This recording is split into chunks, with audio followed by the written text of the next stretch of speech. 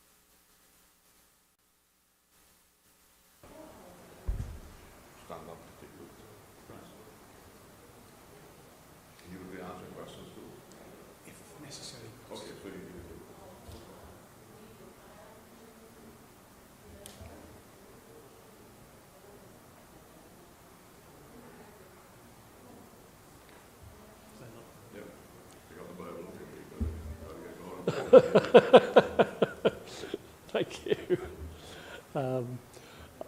I swear by Almighty God that the evidence I shall give to this honourable Parliament shall be the truth, the whole truth, and nothing but the truth.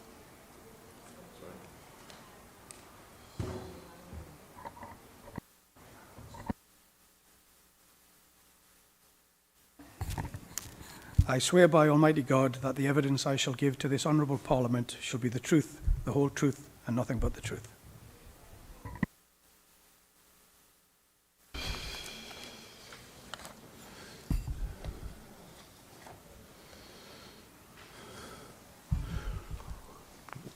Good morning, Mr. Noel and Mr. Gaffing.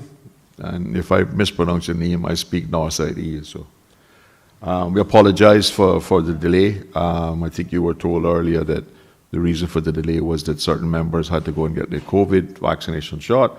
So we apologize for the delay, but we'll get started now and shouldn't keep you too long. The rules are that when you answer the first question, identify yourself by name and title so that it appears correctly in the Hansard records of the hearing. And I guess I'll start off.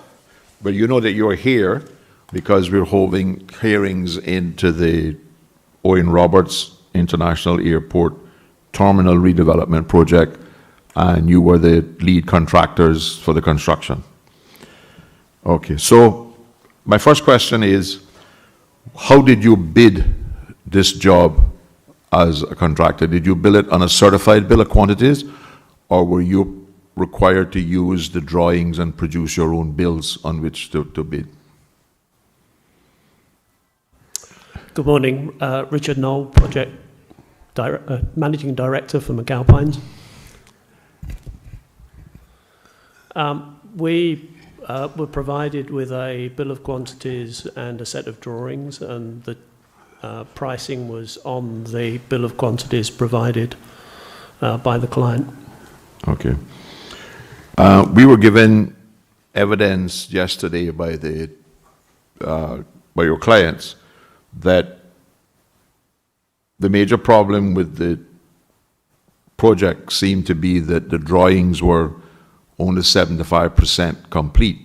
Did you discover any incompleteness in the drawings when you were pricing the document?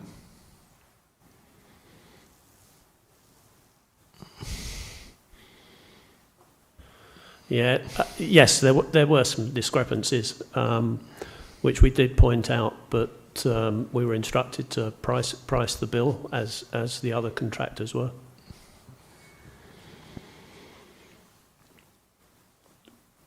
As we understand it, the evidence before the committee is that your contract bid, can you confirm that your contract bid was roughly $42 million?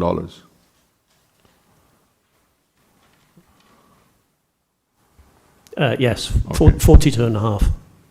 Pardon? 42.5 million. Yes, okay.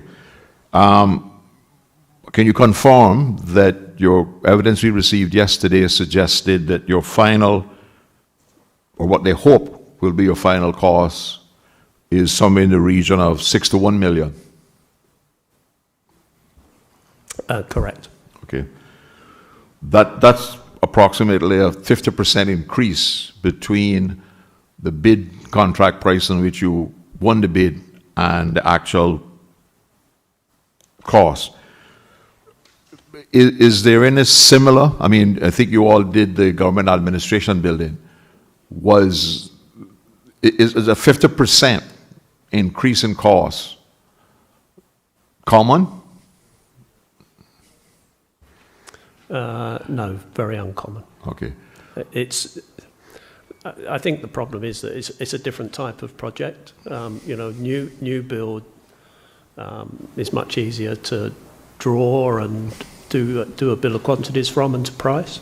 Yeah. Whereas, you're working in an existing building that's 30 years old, that's been modified, had various things done to it. You've got to keep all the current departments operational. You've got to keep the airport operational. So it's a totally different job. Granted, it does, but the functionality or the continued functionality of the building, granted, was a complication, but that was known at the time it was bid. You didn't bid expecting it to be a new building, and when you got on the job, you found out that you had to deal with this with operational circumstances. And the building itself is basically a very simple building, except for maybe the arch. But it's just a one-story building, largely. It is nowhere near the type of complications in electrical and plumbing, etc., and elevators and all that you would have encountered in the government administration building.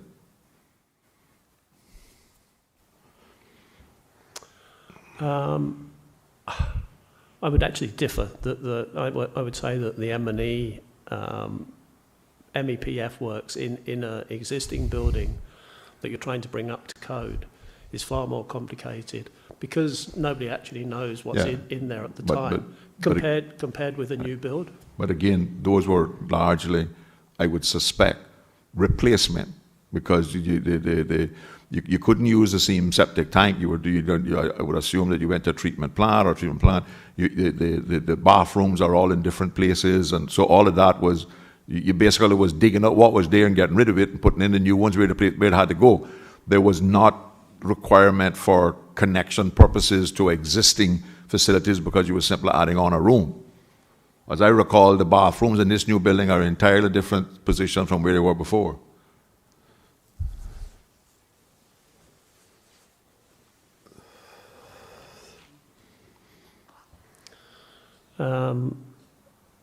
The drainage didn't change. I mean, that was reconnecting to existing drainage, although, as you say, toilets were in different places. And there were new electrical rooms and new services, but the complexity of it's one thing drawing what has to be built on a drawing, and another thing actually being able to convert all the existing facilities. Right, but having a copy of the drawings, right, all of that would have been anticipated in your pricing structure. Granted, you may miss one or two, but you wasn't going in blindfolded and then ran into all of these complications of MEP. We had details of what was on the drawings, and that's what we priced against, yeah. Yeah, okay. Well, no, sir, you said earlier that you were instructed not to price what you think the drawing should provide and not to give cognizance of the inaccuracies in the drawings, but to price the bill of quantities that you were given. And I think that's the correct answer, based on other evidence we had, right? How would you describe the performance of the design team versus the performance of the lead consultant when they became the consultant managers of the project, when they moved on from design phase to managing the project? Well, you would have been involved in the design phase, so how would you rate our S&H in terms of managing the project? I think one of the problems with RS&H throughout the job was that they didn't have a permanent person on the island, so they were managing it from afar. And being a refurbishment job, lots of things crop up, so it's very difficult to do that all over the phone. And it's much better if you've got feet on the ground. And did you report that concern to your client?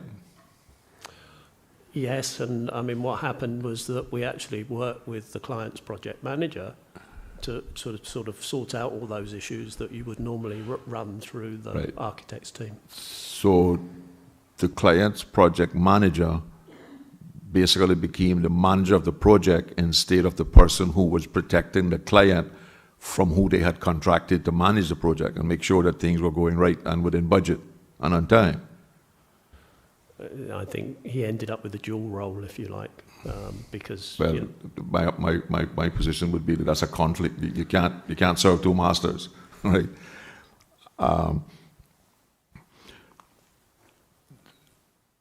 How we were giving some numbers yesterday about the justification for the additional costs.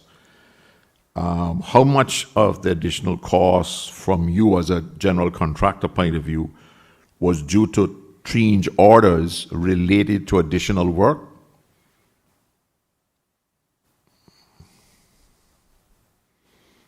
I.e. things that would not have been in the drawing or in the bill of quantities that you price?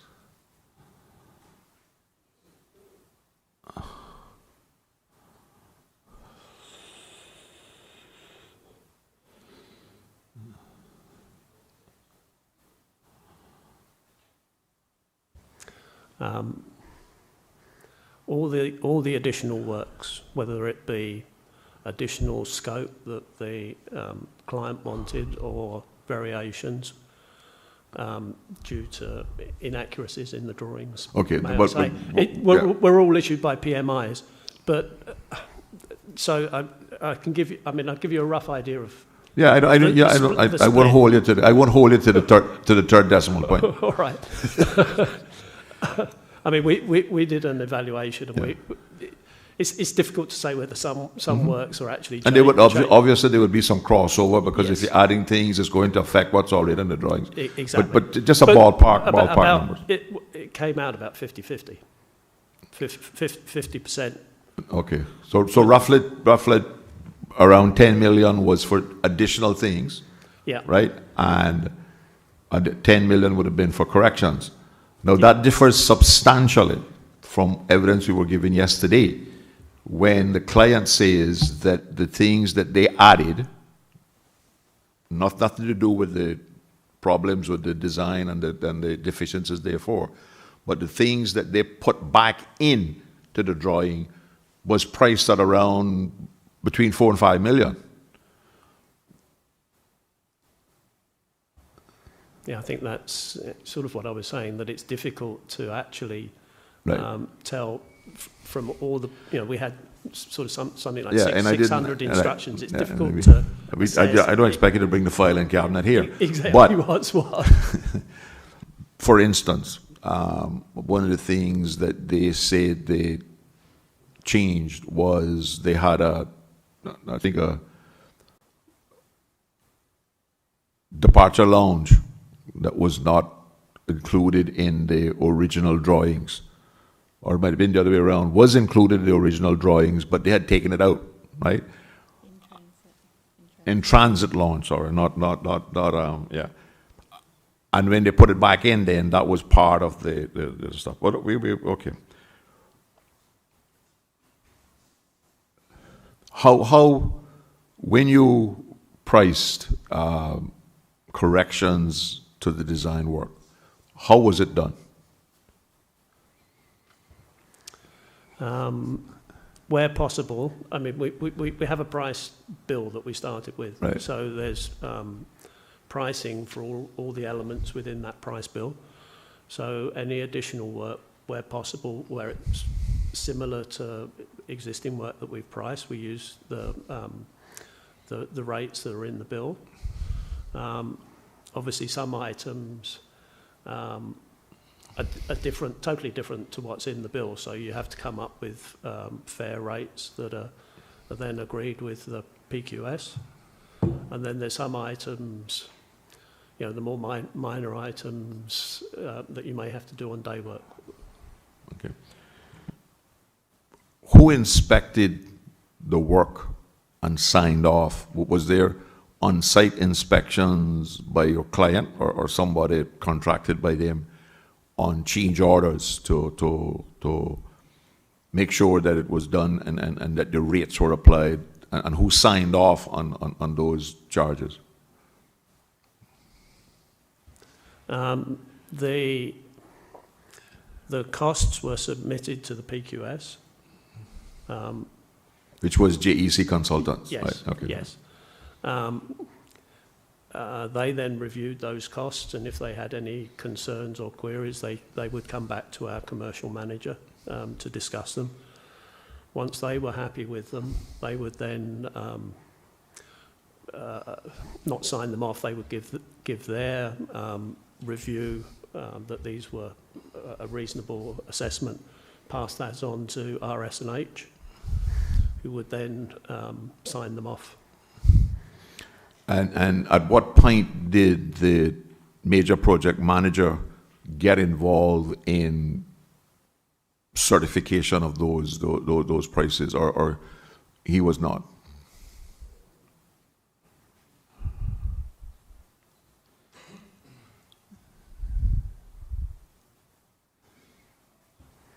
No, I don't believe he did.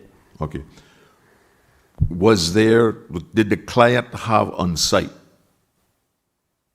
somebody that was monitoring the construction, and when you went to JEC and said this wall was completed, this is the price, that knew that the wall had been completed and it was priced, or that was all left to RS&H?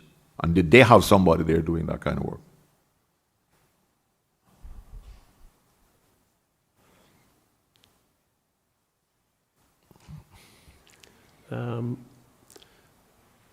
All the works would be recorded on revised drawings. RS&H didn't have somebody there full time, but they had a representative at Chalmers Gibbs who would come to site and inspect the works as they were going along. I think RS&H only really came for monthly meetings throughout the project. And JEC would have been on site to see that the works were done and would liaise with Chalmers Gibbs. Okay.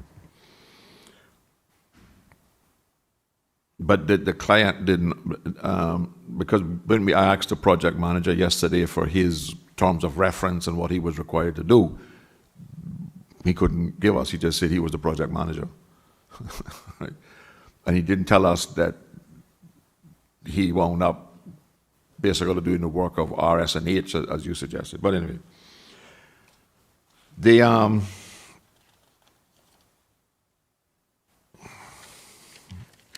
one of the things that seems to be missing is any consistent checks and balances on what was happening, that was being reported, that was going to the client.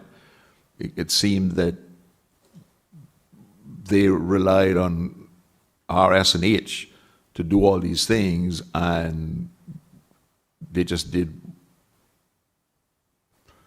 what was done. I don't know what I can't put my arms and head around is where was the checks and balances in this project, which might have led to better control of the additional expenditure.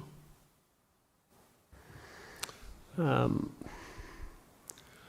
I can say from our side is that we used to do weekly reports for the project manager, which would give him an update on where we were with requests for information and awaiting instructions. You know, throughout the job there was something like 800 RFIs issued.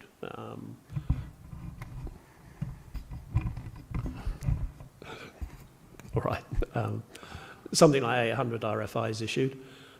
Normally they would be, or they should be answered within a week. A lot of them weren't.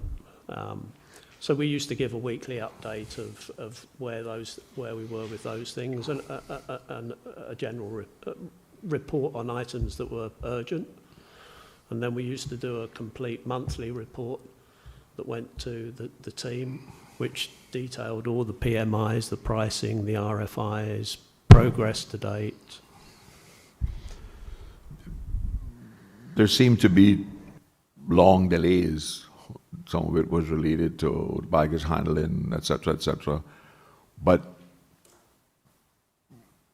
do you have a handle on, or did these delays cost money in that you were allowed to make? Did you make any claims, additional claims and costs based on being delayed?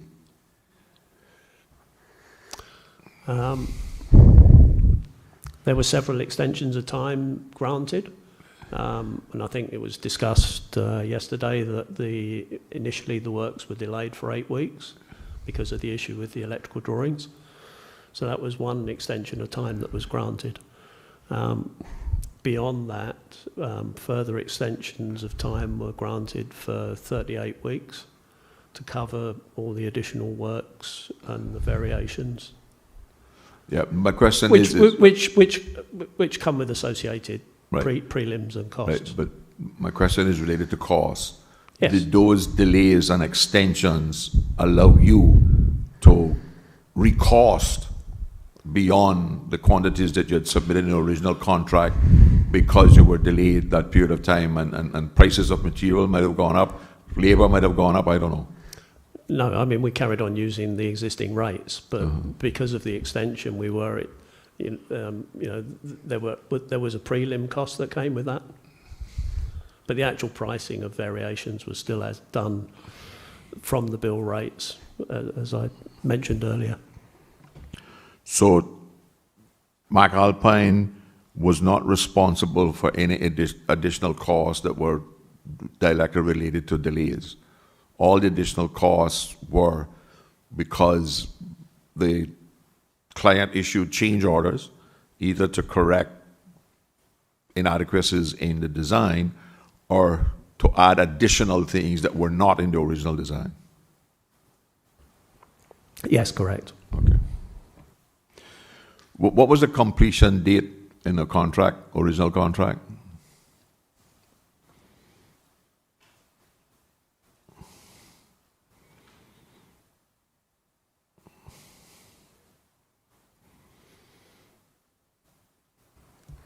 Sorry, the original contract completion date was the 6th of November 18. And the actual completion date was? 31st of July 19.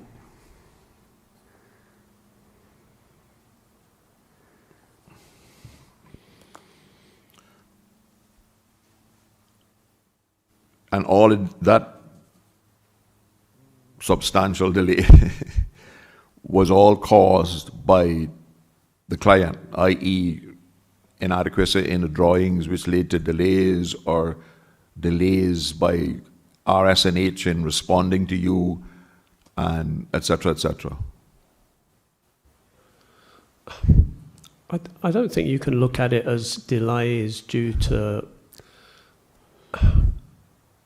the addition.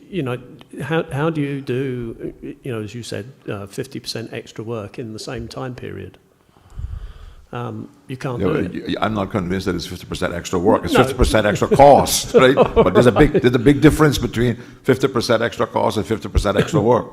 Because I think the square footage is still the same. All right, I won't argue, but a substantial amount of additional work had to be done. You still had the same constraints. In fact, you had more onerous constraints when we actually got started for keeping the existing airport operational. So, just wasn't physically possible to do it within the same time frames. Mm-hmm. Okay. The airport is when it comes to people moving in that you would have to deal with. Basically has two peak periods, 6 o'clock in the morning till 9 o'clock, 11:30 till 3:30, right? Was there any advice or consideration given to increasing the work in periods outside of, i.e. doing some work at night when there was nobody there at all to deal with?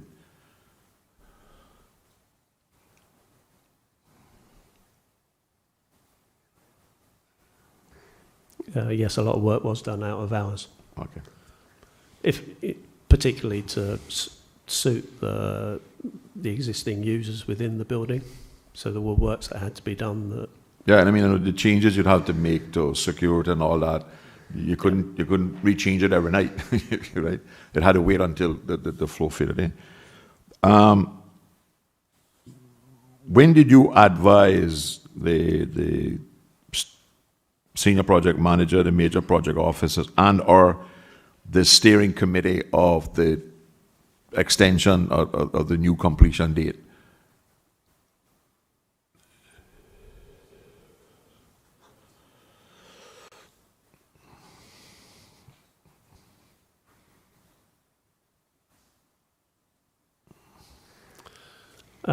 The 38 weeks that were granted were done incrementally throughout the project. So, when we knew or could see that there was likely to be a delay, an extension of time was granted, which totals 38 weeks. Okay. I think in October 2018, when this report was done, that's correct, right? The final figure at that time was to be $6 to $1 million, right?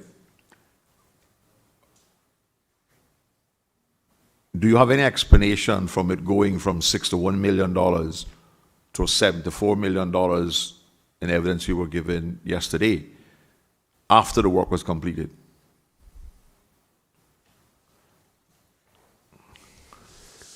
Yeah, sorry, the 61 and 74 doesn't relate to us because a lot of that work wasn't ours. I think if you stick with the 52 and 60, yeah, yours were for yours were $10 million. 52 and 61. Yeah, I'm not suggesting that. But we were told that your contract price, final price, was $6 to $1 million. Is that not so? Which it is, 61.9. As versus the 42. Yeah. Okay. So you're suggesting that that change from $6 to $4 million, which would have included your $6 to $1 million, and other costs to get it to I think it was six to $4 million in 2018, right? Going from 6 to 4 to 7 to $4 million is not related to any additional cost that you have submitted to.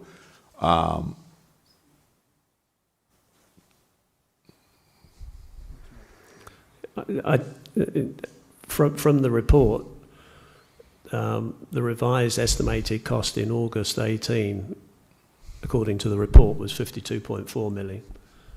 For your section? Yes. Okay. At the time, we had done our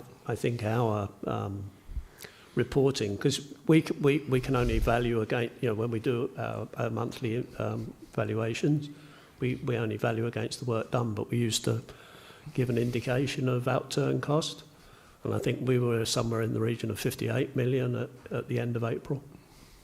Sorry, at the end of August 18. Okay. So you were okay. You were at 58 million then, because that delay from the 6th of November 2018, the contract completion date, to the 31st of July 29, roughly about 8 months.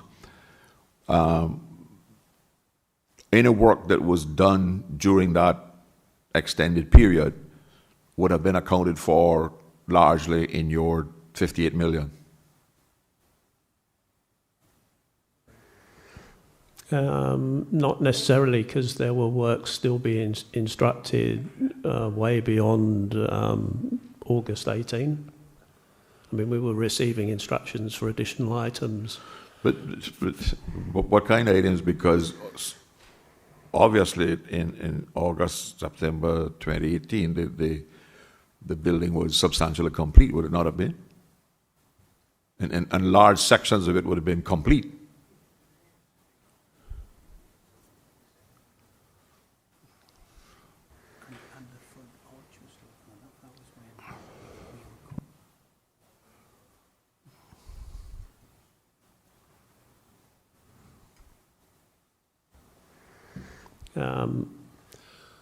There were a couple of significant items of work that were going on through that period. The second floor offices, virtually all of that work happened in the period after August, or in the last 6 months of the job. And also there was a major problem with the airside arch, with the existing building not tying in with the drawings, which required a significant amount of extra work to make it all work.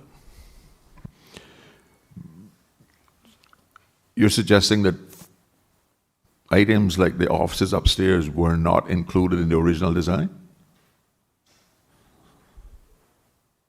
No, it was totally additional work. Okay.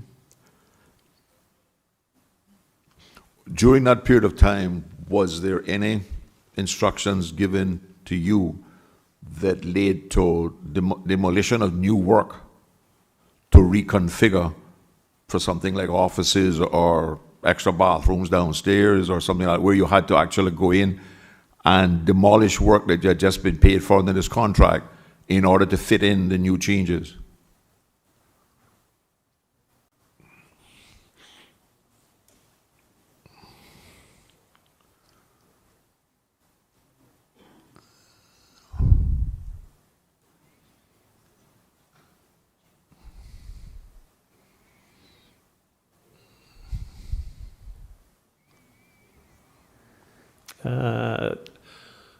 No significant demolition of existing, of new works. I mean, you know, if something new was instructed that you had to tie into a new wall, you know, you might have to modify it slightly just to get the tie in.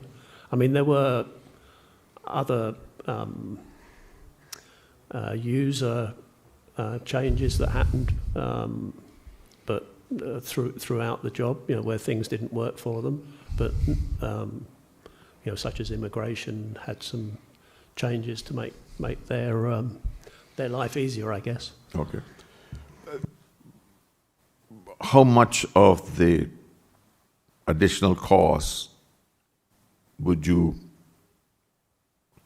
attribute to simple bad design and bad planning for the project originally?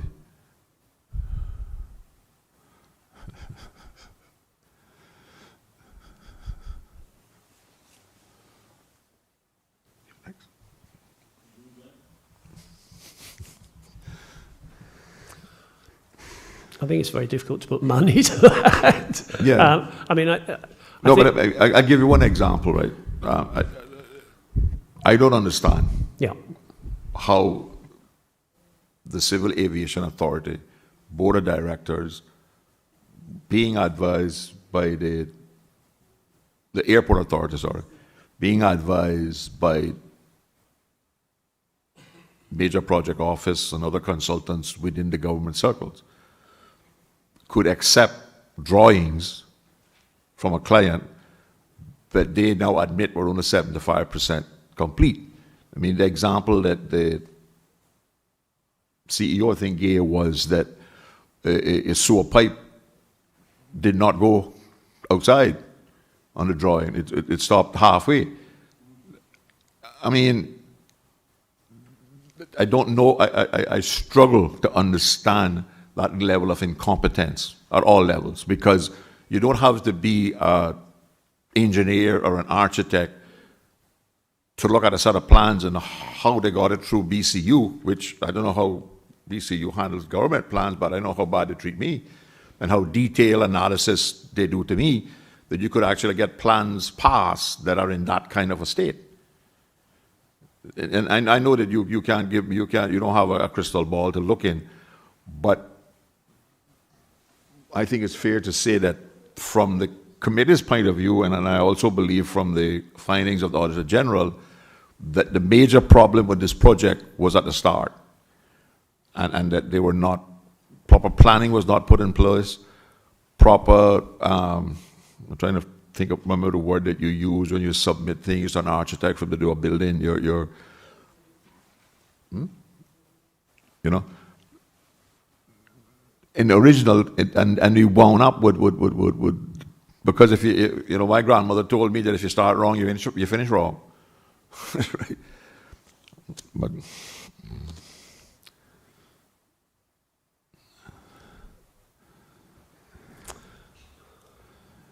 well, let me ask the question a different way. Let me just say that throughout the project, I mean, we started off the job with 470 drawings. Whether they were up to standard or 75% is, right. You know, different people will have different opinions. They probably weren't great, but you know, by the end of the job, we have 1,558 revisions of drawings, which you know probably indicates that there were substantial changes. Yeah, and also you have to question, why would you need that many if you did your original design work was actually based on proper instructions to the architects in terms of functionality and use of the buildings, etc., etc., and up to code. Well, let me ask you the white elephant in the room.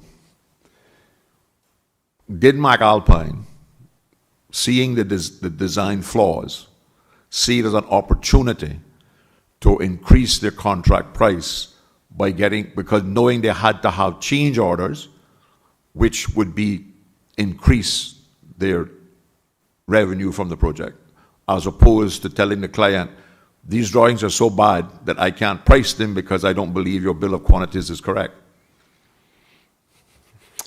No.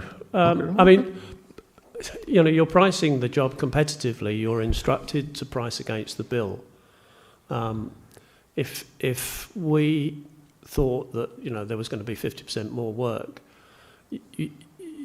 and then bump the prices up because we thought that, you know, we'd then become uncompetitive. No, except that your original price would be very, very competitive because you could lowball the original price, knowing well that you would have change orders of which you could update it and making a loss back. No, but if you lowballed the original bid, you know, you're using those rates to price any variation. So you know you lose money. But no, not if you know that the bill of quantities was 50% short and you were being to get those prices on at the top. But anyway, it's a very troubling exercise in project management for the Public Accounts Committee. It has to be difficult to explain the kind of increases and overruns that occurred on this project, and particularly when we were all promised that we were going to have a terminal that was going to last us 25 years, and it's already beyond capacity at certain times of the week and certain times of the year. But are there other questions? Oh, yeah. Thank you, Mr. Chairman. Through you, could I just ask the witness to clarify one thing? I think you said earlier that the second floor offices were never included in the original drawings or work. Can you just clarify that was the case, please?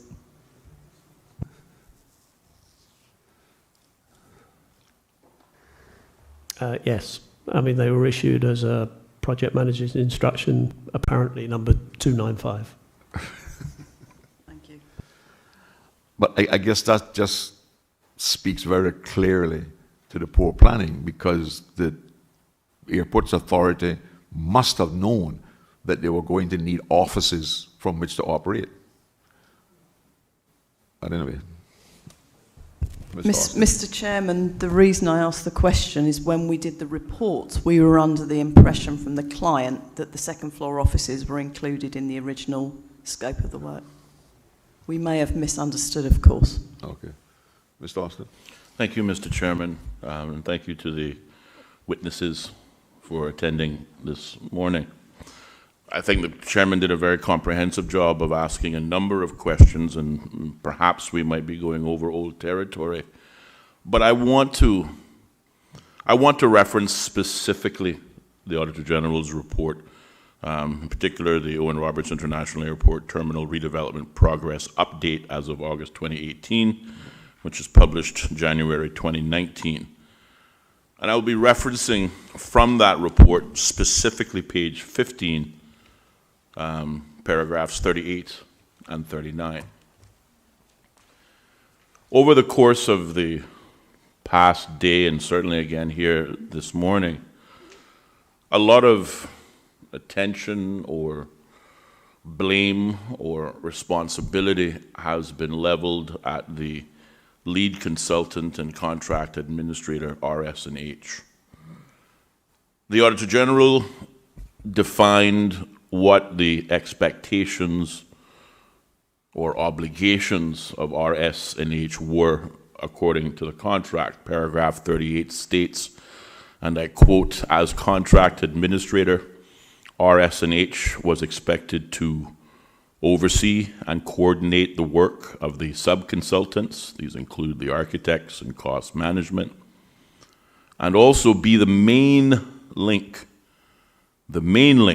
between the Cayman Islands Airports Authority and the contractors for the construction of phases 1 and 2. Phase 1, we understand, was managed by Arch and Godfrey. Phase 2 was managed by McAlpine. This means that RS&H should have been on site regularly to have discussions with the contractor and reporting back on progress and issues identified. My first question to the witness is, can you outline what your relationship as contractor, as project manager for McAlpine on a day-to-day basis was or were representatives from RS&H regularly and routinely on site, and were there interactions on a daily or weekly basis between RS&H and McAlpine?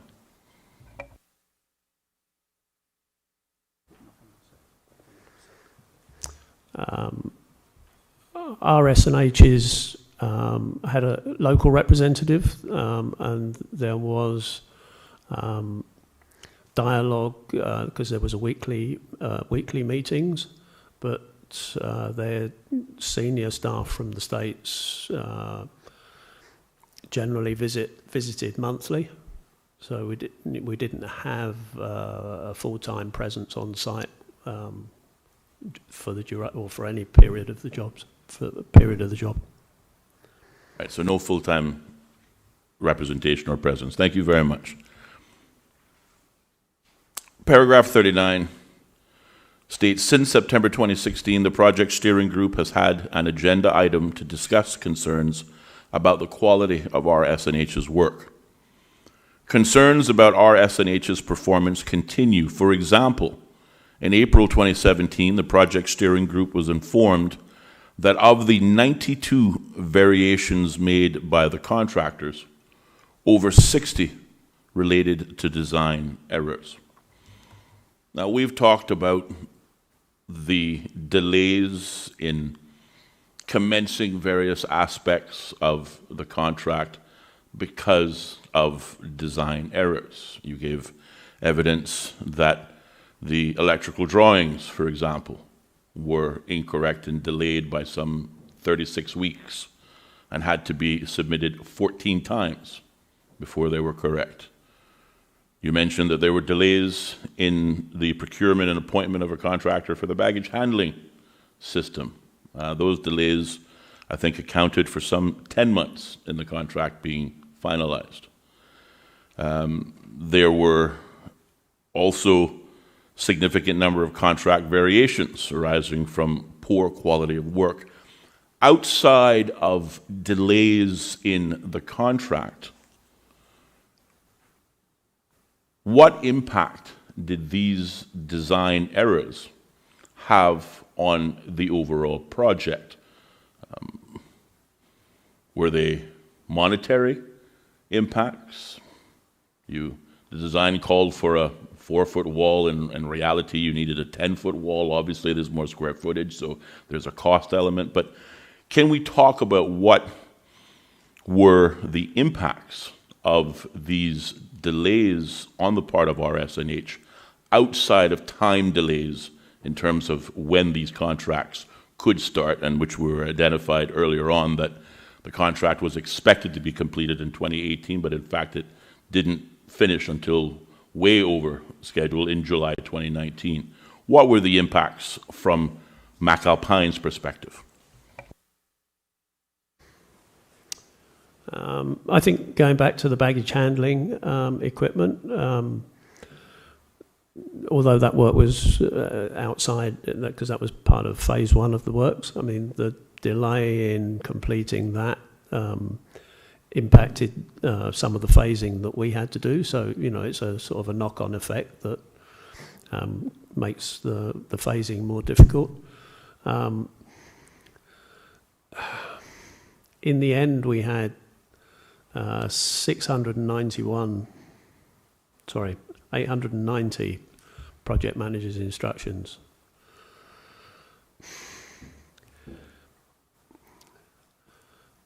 Most of those covered, well, they all covered variations to the work.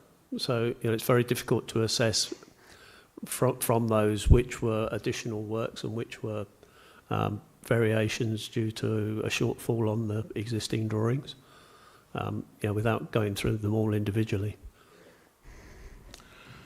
Two questions in that regard.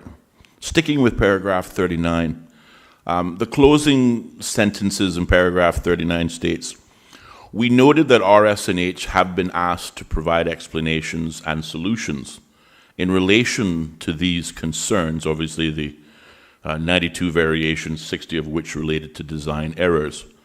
"But we were told that the explanations were not wholly satisfactory." Now, I'm assuming this is the Auditor General asking the contractors to explain to me or to them what these design errors were. Pardon me? Okay, the client. All right. Let me ask the question then. The client is the Cayman Islands Airports Authority, the contractor is McAlpine. Let me ask the question this way. Were McAlpine made aware of the explanations to these design errors, and did those explanations make sense to McAlpine?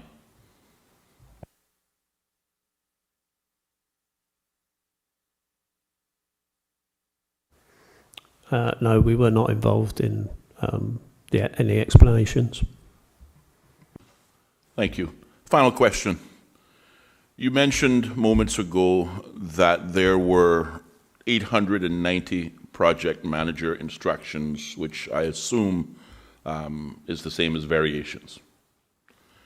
We heard in witness testimony yesterday that of that 890, RS&H were responsible for 412 variations.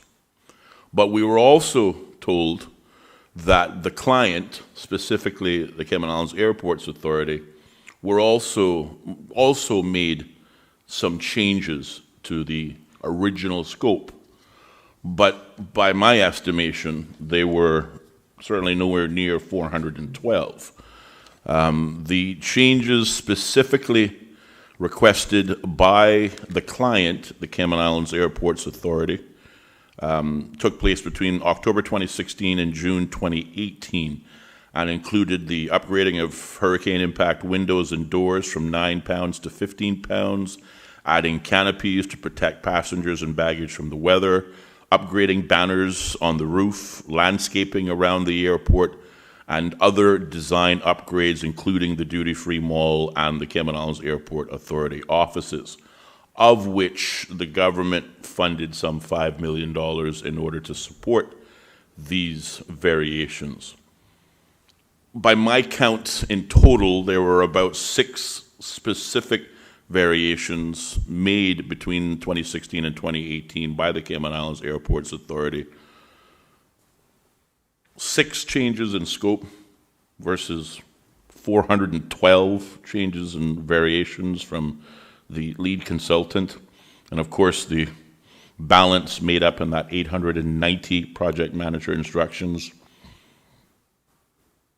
Who was guiding MacAlpine in these instructions, and can you state, in your opinion, and certainly your experience, was the client, the airport's authority, the majority mover of these changes, or did it come as a result, as has been stated and aired out considerably, design flaws, tendering documents not being corrected, poor drawings, poor specifications, poor bill of quantities, all of which fell under the umbrella of RS&H?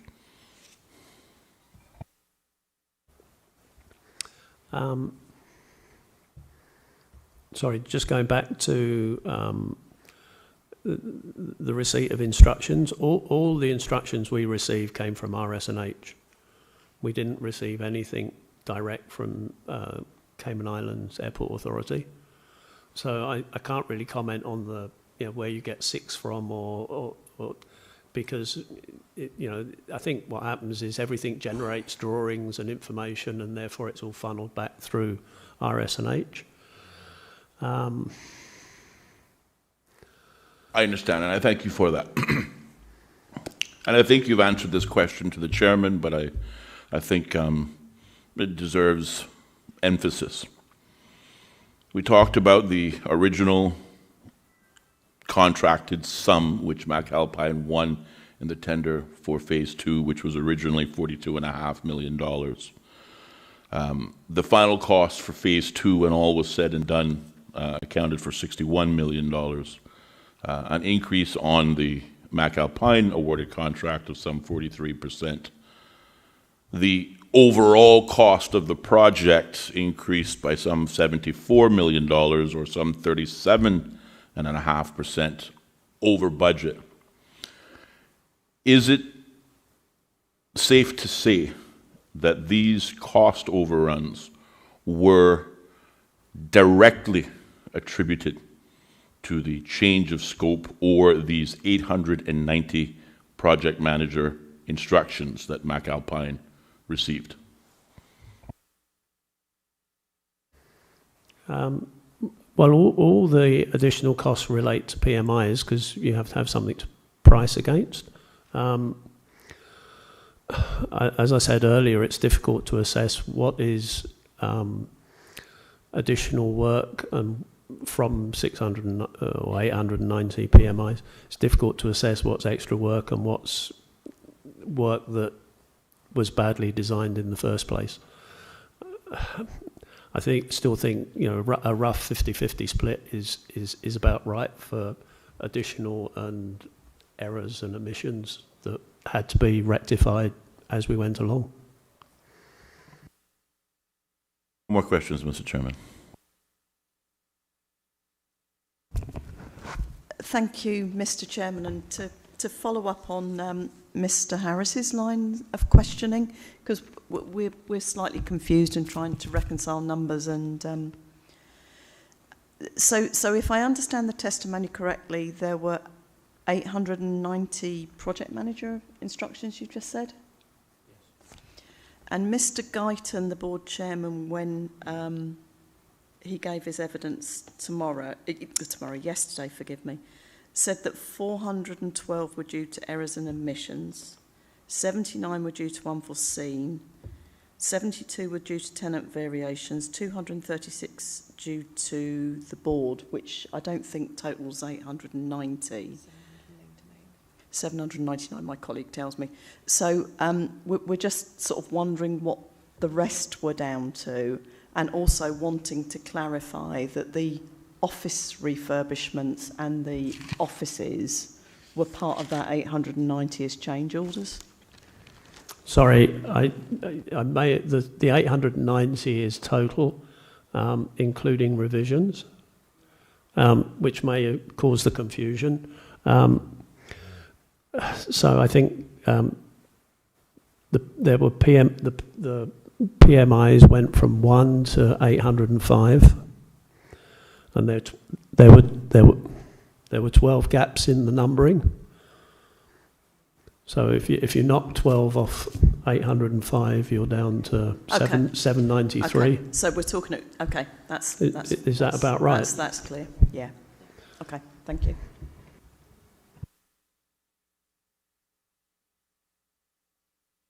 Is this normal on a $42 million contract that you would have 890? And I assume that PMI means project manager instructions, right? On a contract this size? I mean, how many did you have in a government administration building, which is, what, 20 times the size?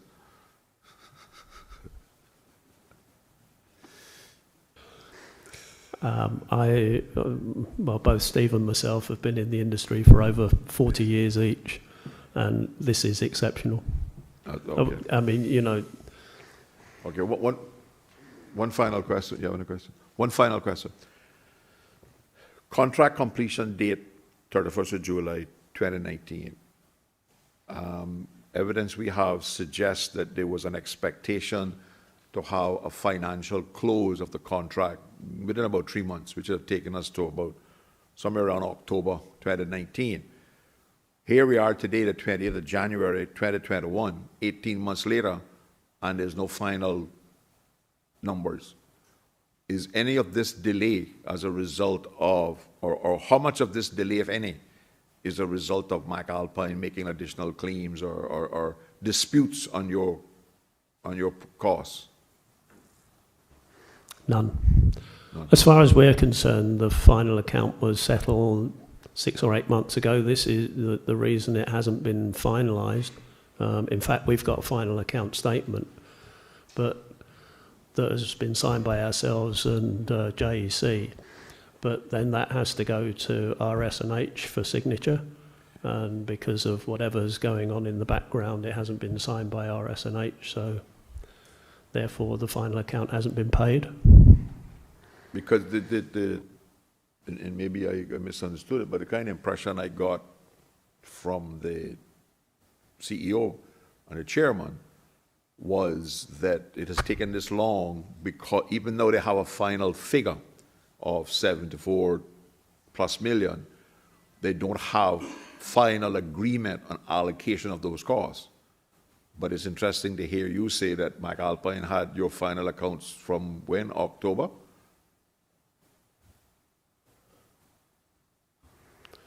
This was dated August last year.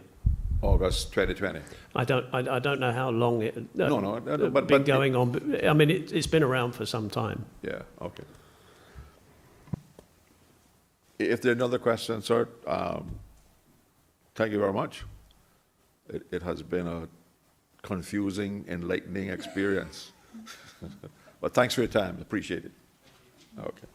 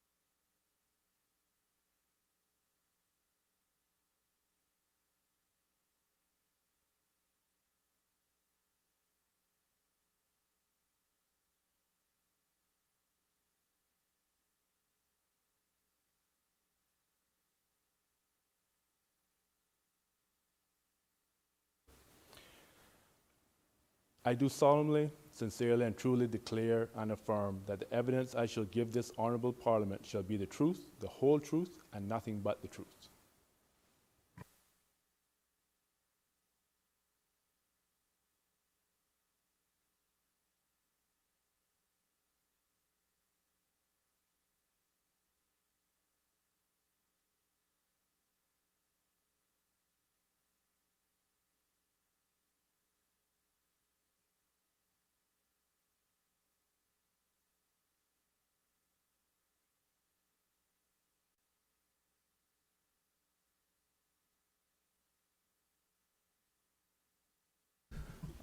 Good afternoon, Mr. Borden, and as usual, we're glad that you found the time of your busy schedule to come here and ask some very simple and easygoing questions for us this afternoon, but clear up a lot of confusing things that seem to be going on.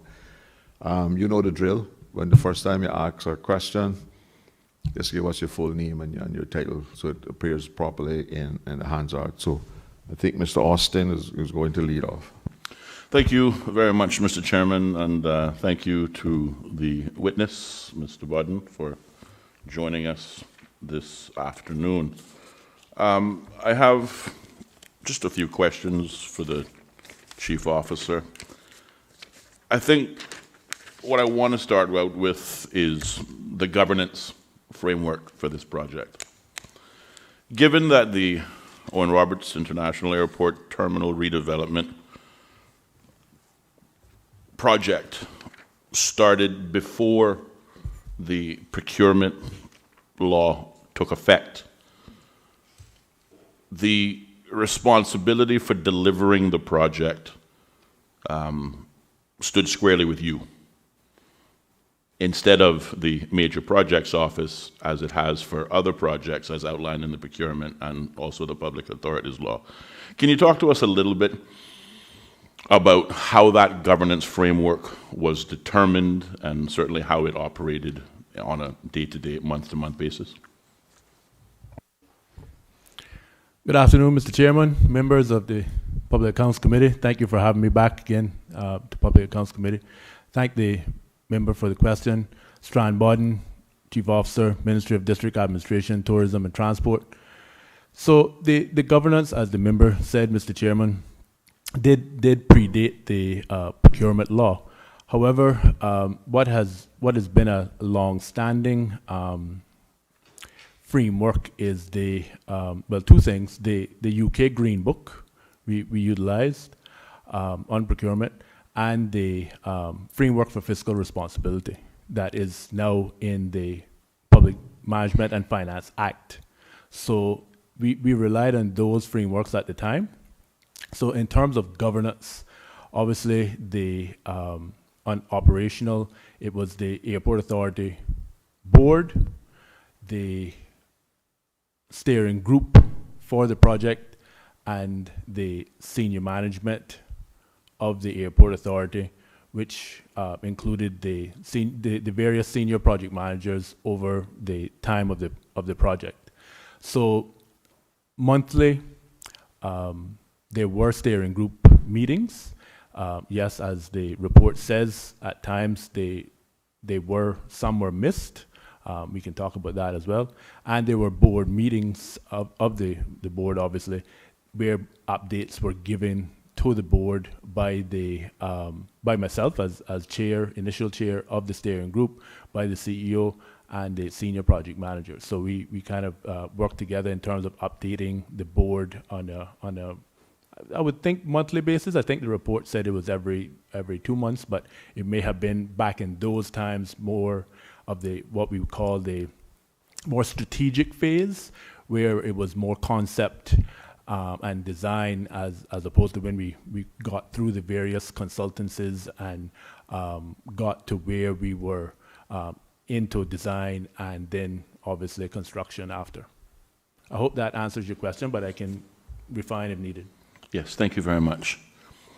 If I look specifically at the report by the Auditor General, Owen Roberts International Airport Terminal Redevelopment Project Progress Update as of August 2018, which was published on January 2019, page 9 specifically relates to the project governance.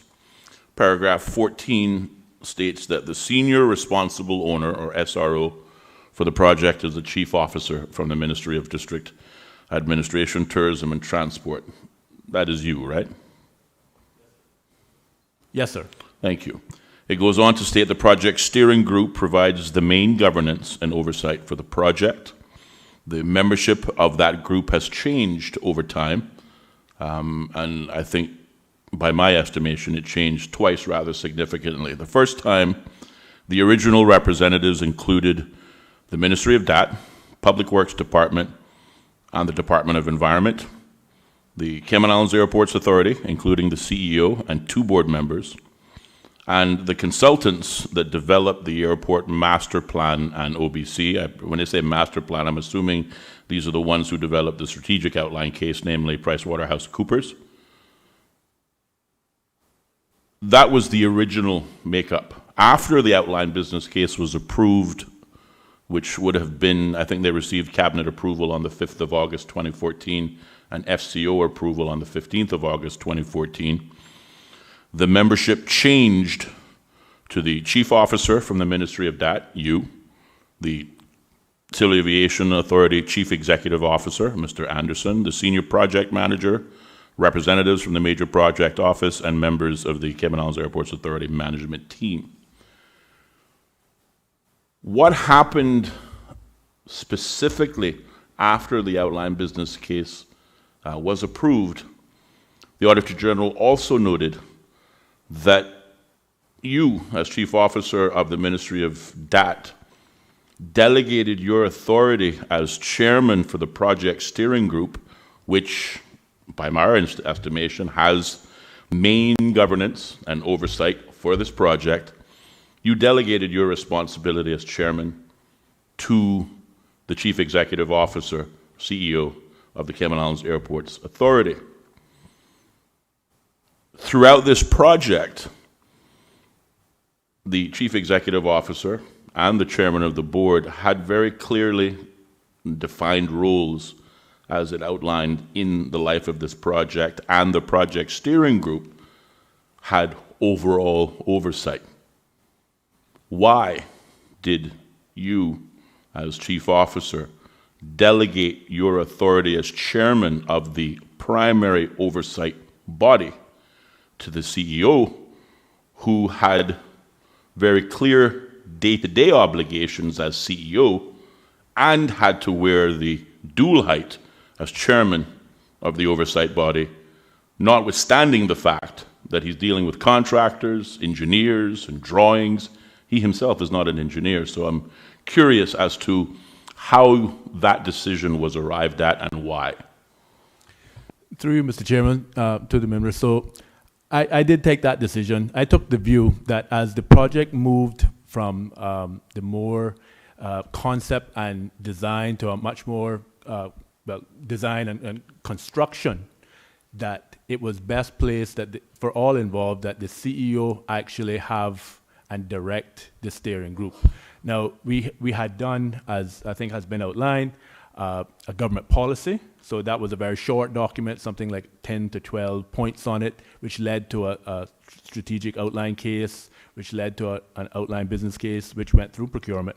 So all of that was done when I was chairman of the steering group. So that's at a very strategic level. Now that we had went through all of that, and we're down to the design and so forth, and moving to construction, I thought it best that the CEO, who in most legislation now is recognized at that chief officer level. So that individual across the SAGC framework, they do the same things as myself in terms of responsibility, accountability, in terms of their signing off in their accounts, Mr. Chairman, as you well know, along with their CFO typically. So now that we were getting to a much more operational phase and moving from the strategic phase, which for myself, I was writing the cabinet papers, I was guiding it, the process through at the time, as I said, from the government policy to the SOC to the OBC, that it was that time that it should transition to the CEO. I mean, let's just talk practically. So I'm chairing the meetings with the CEO there of SAGC. I'm directing it, and you know that well-experienced gentleman that now has that responsibility for the accounts. Everything that authority is going to do is just a member of that committee. I took the view, and we can talk about whether there's another opinion, that at that time he should be accountable and responsible for the direction of that committee. As I said, I welcome other opinions or critical or otherwise to that decision, and maybe it can guide further projects along. But that was the decision that I took at the time. So then, if I am to understand you correctly, when the question is asked, who had final oversight authority for the project, and we have heard testimony over the course of the last day that places a lot of culpability in terms of the cost overruns, the delays in the project being started and completed, largely in the lap of the lead consultant, RS&H, who were appointed lead consultant as part of the architect Chalmers and Gibbs, who won the tender. But the responsibility of providing oversight or managing this lead consultant fell on the oversight group, the project steering group, which originally stated the chief officer as the sole owner or the senior responsible owner. I think the Auditor General points called SRO. You took the decision, for the reasons you've outlined, to make that senior responsible owner the CEO of the Airports Authority. That's correct, sir. We note paragraph 17 of the Auditor General's report states, from our review of the project steering group minutes, we identified that governance and oversight arrangements were discussed early in the life of the project. In June 2014, the project steering group agreed that it would make recommendations on priorities and funding to the board for approval. However, in January 2015, this changed to the project steering group making project decisions and the Airport Authority's board ratifying these. Explain that to me. Ratifying, the board's responsibility of ratifying decisions that the project steering group makes. What is the exercise involved in that ratification?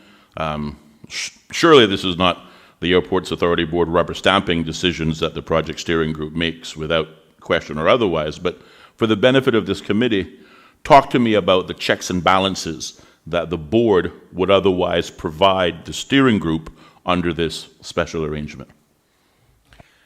Through you, Mr. Chairman, thank the member for the question. So this paragraph needs to be read in its entirety. The 3 bullet points that come after are crucial to it, because it also talks about the bullet point 2, which says approves project contracts and major changes above 50,000.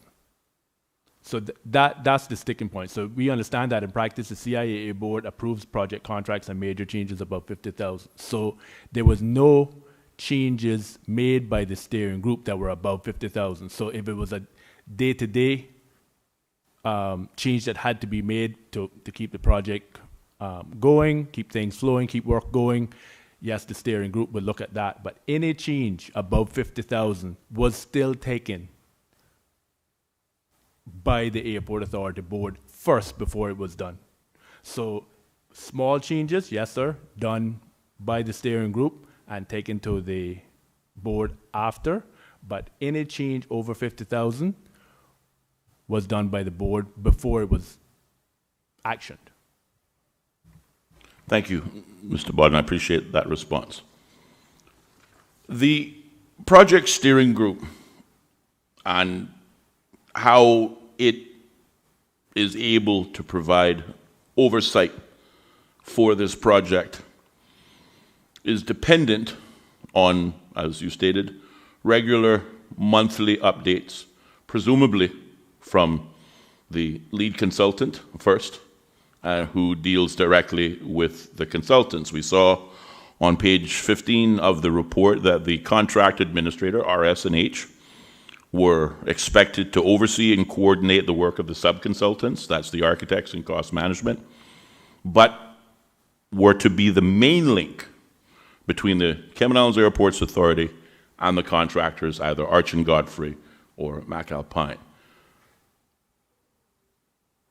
The project steering group, by that explanation, then received its updates from the lead consultant on a monthly basis or every 2 months, is how the contract states that that communication should occur.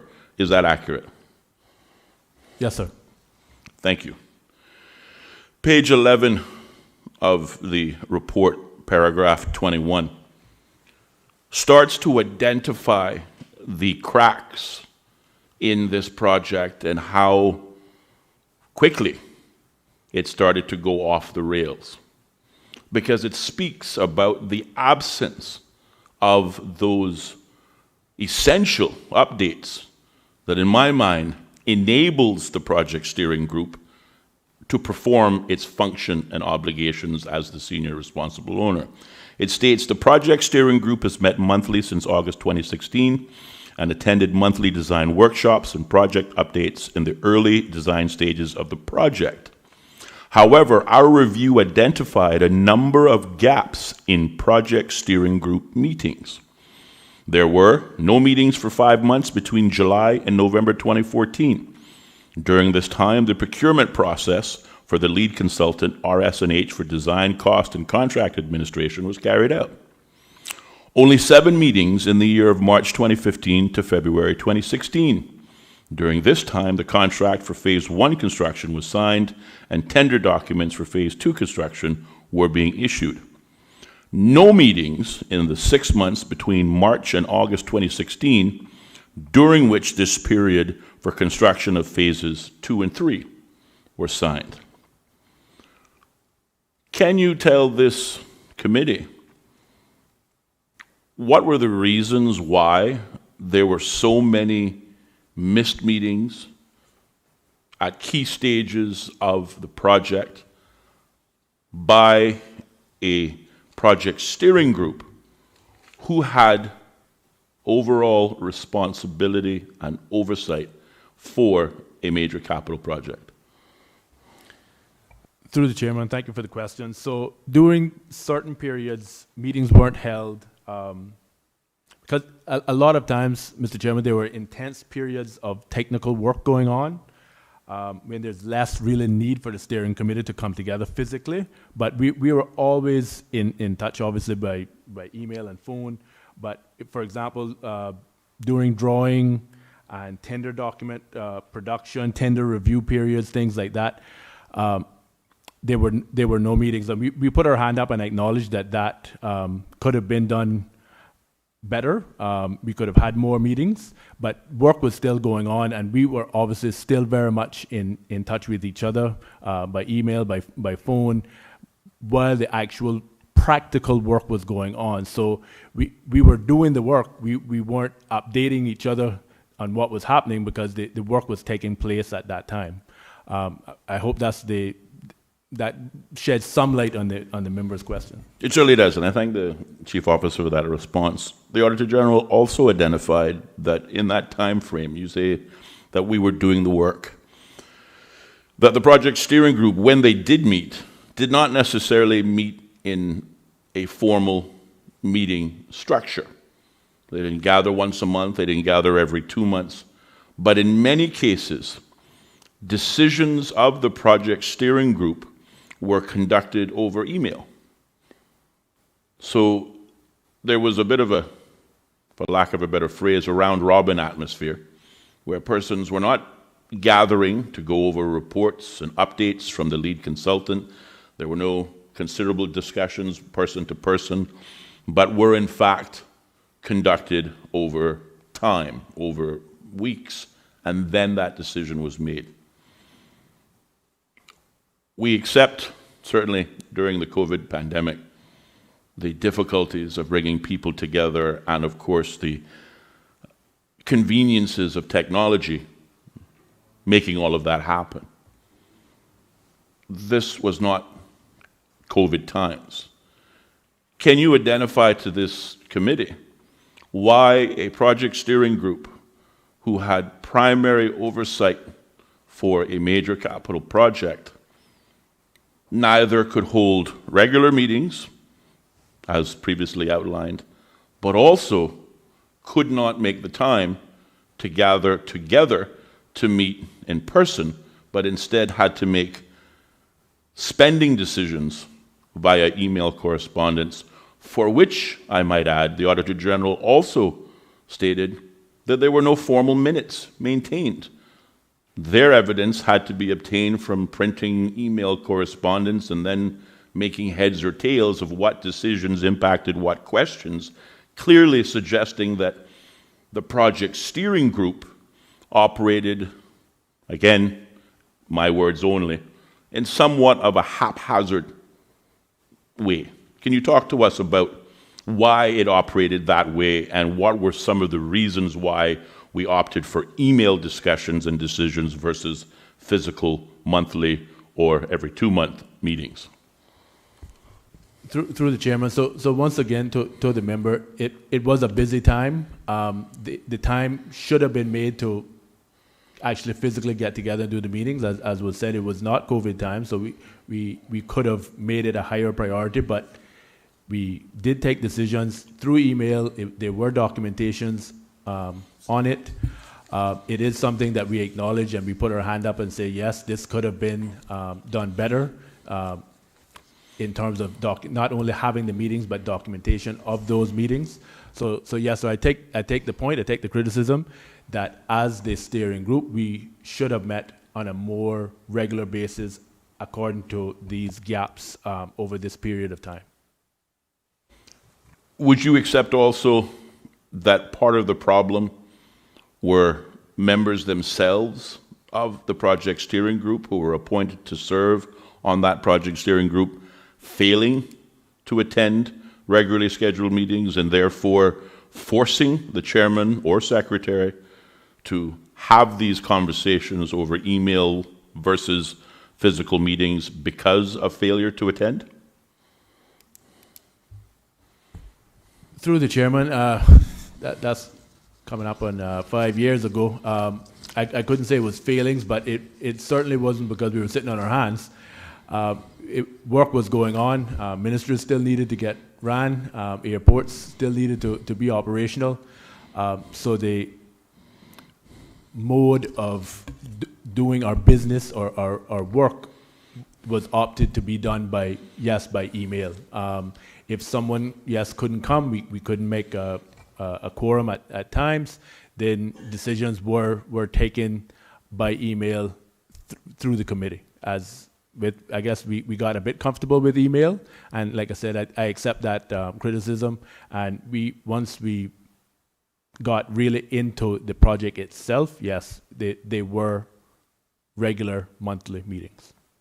Thank you for that. And I appreciate that it was 5-6 years ago.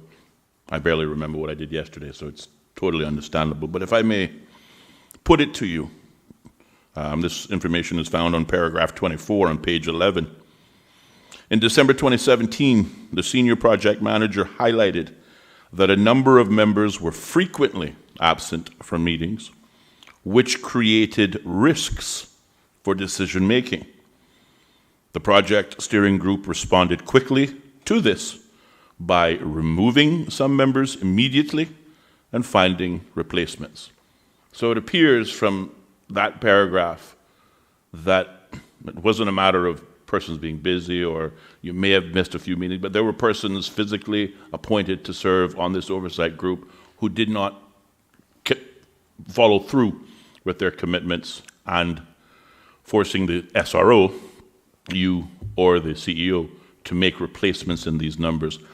Are you able to identify, and again, I know it's 5-6 years hence, and I suspect I know the answer, but do you know how many of the original members of that project steering group had to be replaced with alternatives? Through the chairman, unfortunately, sir, that's been a while for me. I don't recall the actual members how that changed during that time. December 17 would have been 3 years ago. Right, no problem.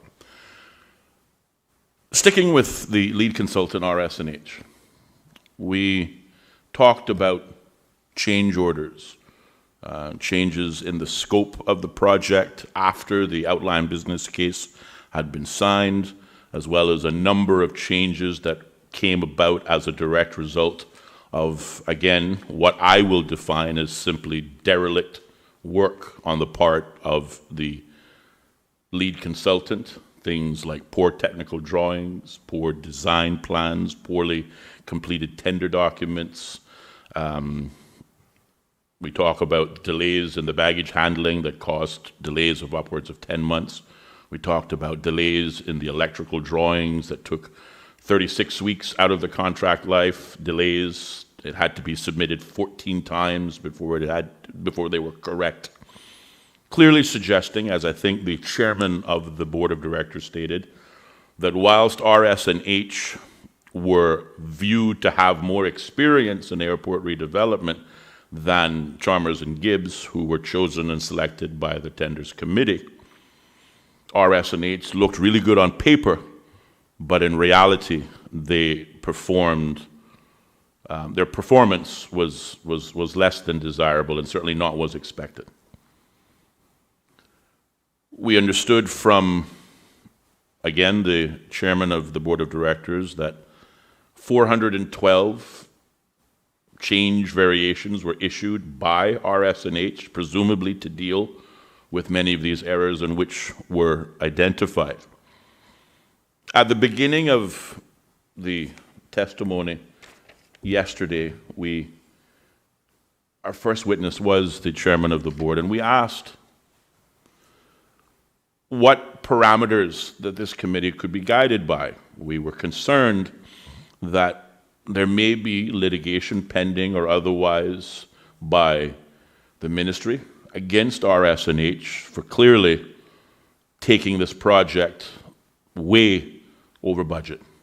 37.5% over budget from the original figures. McAlpine's contract award increased by 43% from 2016 to 2019. And again, a lot of these issues were directly laid in the lap of not the authority, not the Civil Aviation, that's Cayman Islands Airports Authority, not the ministry, but the lead consultant. But interestingly enough, we were told that there are only discussions about what to do about RS&H, but there have been no lawsuits filed. There have been no legal claims challenging the delivery of the works by RS&H. But yet, there seems to have been, throughout the course of this project, a number of concerns by the project steering group as it relates to RS&H's ability to do as it was contracted. So my question is, why, in your opinion, was RS&H allowed to continue to act as lead consultant for a period of time without being removed or any action taken? And if they are the culprit in these cost overruns, why has no action been sought against them after the fact?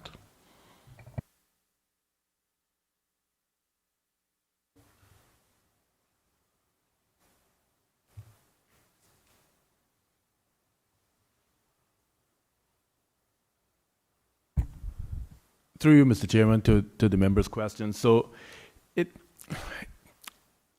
a number of issues were at play here. So, yes, the lead consultant, which is identified in the report, as everybody I think has said now on paper, was the firm to go with.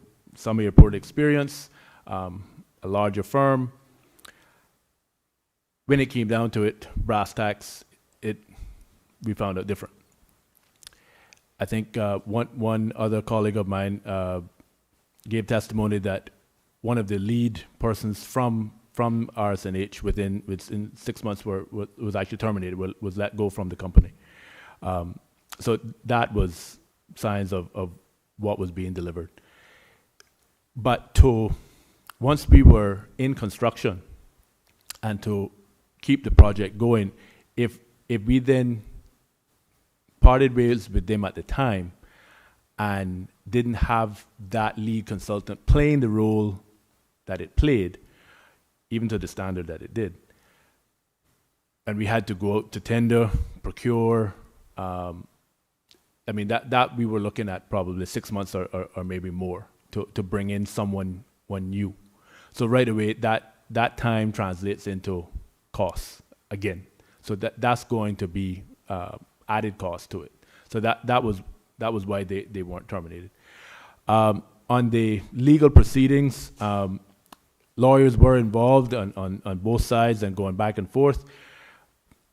Obviously, when you're in discussions legally with lawyers involved, the ideal is to come to some middle ground before actually going to the extent of court proceedings. That's ideal. And we think now we've got to some extent where we will be able to avoid that. But again, with moving to court legal proceedings, there's no guarantee that we would have been successful. We would have thought so, and I'm sure our legal advisors would have advised us that we would have, but there was no guarantee. So again, what we've tried to do with the MPO oversight, senior project manager, is get through the project. Yes, there were inadequacies, and get to where we are now, talking about how we could have learned, how we could have done, yes, some things different. What probably should be stated again, this is the first project to go through the framework for fiscal responsibility. So we are trying to, again, bring it to resolution. I think other witnesses have said, we are close. We are having a meeting very early next month, if not next week, with RSNH, all legal advisors involved, in order to try to get final account and final resolution to this. I know that other witnesses have stated, and the question was asked whether, okay, well, that means we're not settled on a price. No, we haven't signed off on a price, is where we're at. So in a nutshell, sir, that's why it would have meant to terminate them, it would have been more costs, and to went to court, there was no guarantee. So therefore, we tried to, and are still trying to, work it out and get it to where it is that we can call it final and done.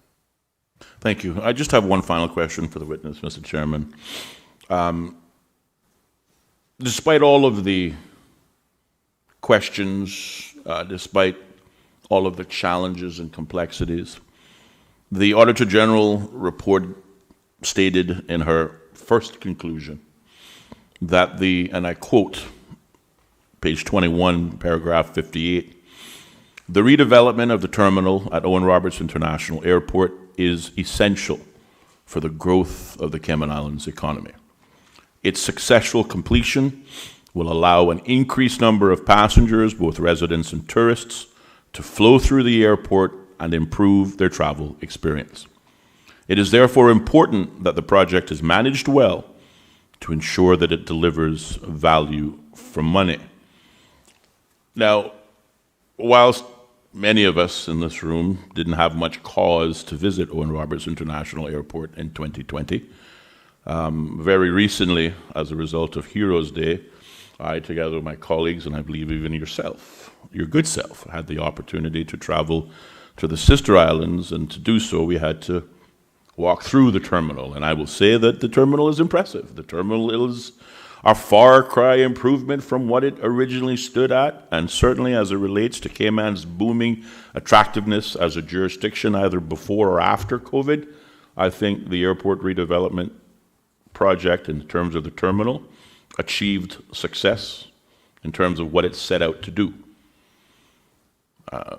Cost overruns being what they are, certainly it's not a unique occurrence. There are cost overruns in every major capital project that the government does, and I would think that after all of this time, we would have fine-tuned our oversight process almost to the point whereas it could operate by itself. But clearly, there's still a lot more to be done in that oversight capacity. As chief officer and the senior responsible owner of this project, what lessons have you walked away from this project now 5, going on 6 years hence? What lessons have you learned? What guidance have this project helped to support future projects, which of course, as we understand, the terminal was just phase 1. Phase 2 is the airside with the runway extension and the taxiways. Phase 3 may include expanding the footprint to include more offices. I hear talks about expanding cargo and whatnot. So certainly the Owen Roberts International Airport is no different than any other major international airport around the world. It will be in a constant state of construction and increasing in size. Talk to us about the lessons learned from the Owen Roberts Terminal Expansion Project and how they will guide the decision and in particular the oversight for future ongoing projects.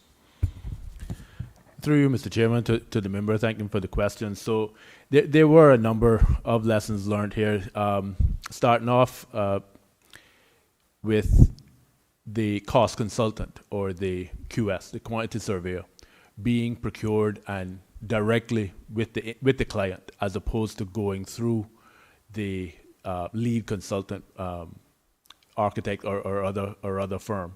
So once you have the cost consultant working for you, they're working for you on the numbers, where it matters on the money, as opposed to working for another entity, a third party, to make their position come across as best placed. So when they're working for us, they're working for us. I mean, they have our best interest in mind. So that's for me, that's number one. Other people may talk about it differently. We hadn't touched on it yet, but it's in the report.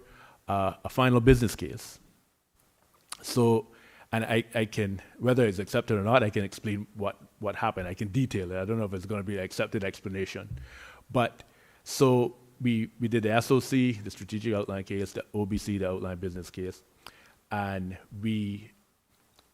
where things went that we didn't do the FBC, the final business case, is we had 2 phases. So, and a final business case has in all the contracted costs versus what the viability of the project was from the OBC. So we had started phase 1, more or less finished with phase 2, and contracted to do phase 2. But at that point, when we started to have all the information, we were already down and committed into our project. The idea behind a FBC, final business case, is that then that makes the decision. So, for instance, with the airside project now, that will be completed shortly. Yes, we had different sub-projects of that much larger project, but they were bid all at one time, so that FBC could be done prior to the contract signing, etc. So that is a lesson learned as well, and it showed us that how best to procure projects, that it couldn't be done in that kind of phased approach. It can be done in phases, but they all have to go out at one time. That might sound simple, but it's something that you learn when especially within the FFR, the Public Management Finance Act, and now the Procurement Act. Sorry. So that's something that we learned. We set the budget. Trying to be prudent, trying to be conservative. We set the budget before we designed it, and that was this $55 million number you hear. I mean, that again, we were trying to be prudent. That is something that we could afford. Not trying to cast any aspersions, but it's on other designs and different things for the airport over many years now. There was a $200 million, I think it was, price tag that came about, and obviously that was not going to happen. So we took the opposite tact and said, we want to build something that we can afford, because we knew that was the only way it was going to get built. Something else, the independent cost assessment, I think, would have been crucial. Not only having the QS work for us, but a review of what our cost consultant would have done. That would have reinforced what the numbers were and what things were estimated to be costs. It would have talked about, and not only an independent assessment of the cost, but independent assessment of the design as well, because we've all heard the various testimonies of the completeness of that. So it just shows the checks and balances that can be put in place to make things better, to make it work.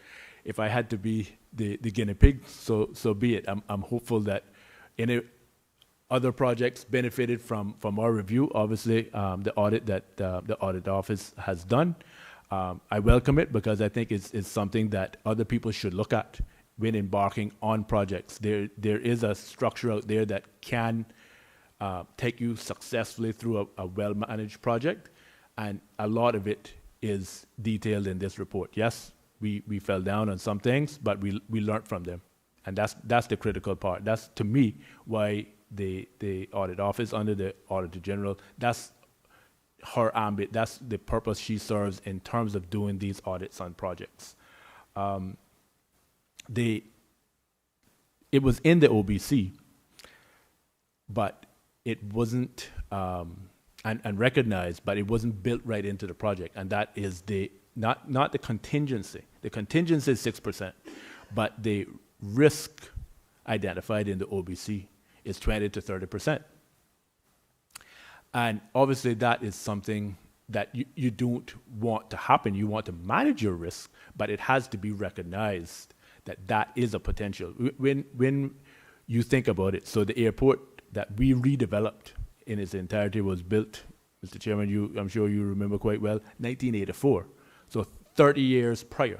So when you're essentially, to call it remodeling, I think is an understatement, redeveloping a 30-year-old building, and you're taking down a wall or something like that, what you're going to find is anybody's guess. So building in a factor of adequate risk is what projects need to have. Because yes, you have your budget, but Mr. Chairman, when you go again, as I said, into a project where you, back then, AutoCAD and these kind of design software was, everything was done on paper. And we know what happened with Hurricane Ivan and paper. So it's a lot of things like that you have to be mindful of when you're entering these things. If you're building a greenfield terminal or project that you have a clear piece of land that you're building on, other than what's under the earth, yes, you have to take that in, a certain amount of risk as well. But that risk factor is crucial. And that was not, it was put out there, but not as well recognized as it should have been. So that's something else that we should have done a better job with in terms of managing the project, realizing that this is what we're doing and this is an adequate percentage of risk. Mr. Chairman, I think that was the lessons learned from my perspective. I just want to thank the Chief Officer for that comprehensive answer. Obviously, you've thought about this, and I think that bodes well for the listening audience who may be asking the question, after all of these capital projects that the government regularly engages in, various governments, what do we take away from our shortcomings? Very clearly, the Chief Officer for the Ministry of District Administration, Tourism, Transport certainly has taken away a great deal, and I think that's a good thing. I recommended this to your CEO, who acknowledged it had not yet begun. I will recommend it to you based on the response you just provided. and that is that the ministry consider preparing a post-project evaluation report that will highlight those lessons learned as you just rolled out, but also highlight other value add-ons that perhaps may have been obtained from the project that weren't necessarily outlined. I think that document itself, specifically given the fact that the Airports Authority will be engaging in future redevelopments and present redevelopments, I think it would serve you and the ministry and, of course, the taxpayers of this country well. So I thank you very much. Through you, Mr. Chairman, I thank the member for the comment, and I will give that an undertaking that we do a post-project evaluation report, sir. Okay. I have a couple of questions here. The scope of works that was done to give to RS&H to do the design, was that approved by the CIAA board Mr. Chairman, from my or recollection, agreed to, either one? sorry, from my recollection, Mr. Chairman, it was approved, but and I think other witnesses said it from a functionality and aesthetics perspective. So the concept design, there were options given of what kind of concept the building would look like, the size of the building, whether there was a discussion over whether how many floors, whether it was the current concept, which was called like a turtle back, or a more of a wave roof, and all these kinds of things. So from a high level, Mr. Chairman, in terms of concept design, number of floors, things like that, yes, sir. But, so the Airport Authority was not deeply involved in the scope of works as related to functionality and how the design was worked. They were only asked to approve the concept designs and the number of floors. For functionality, Mr. Chairman. Yes, sir. Okay. Yes, sir. All right. Now, the big issue here is, and maybe you can, because so far it has not been explained adequately to me. The